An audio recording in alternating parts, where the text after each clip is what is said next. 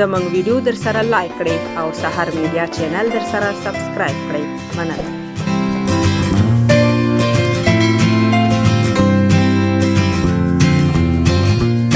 السلام علیکم ګران دوستانو، خدای دې وکړي چې ټول برته روغ جوړ او خوشحاله یاستئ. دوستانو ټول به خبر یاستئ چې نن سبا BPL سیالۍ روانې دي او د افغانستان ډېری لوبغاړي هم پکې لوبېږي او د افغانستان ډېری لوبغاړي بیا په BPL کې تر ټولو ښه ځلیږي. حضرت الله عزازي ابلوز چټکه 50 والا، رحمان الله ګربز چټکه 50 والا او نن ورځ بیا محمد شهزاد یو طوفاني بیټینګ وکړ او ډېر ښکلې نیمه سلیزۍ والا.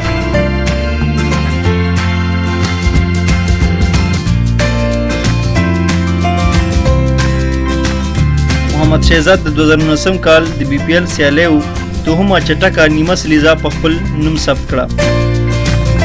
نوموړي نن په 21 بالونو نیمه سلیزه وواله. خو له بده مرغه په 61 منډو یې خپله وکټه له لاسه ورکړه.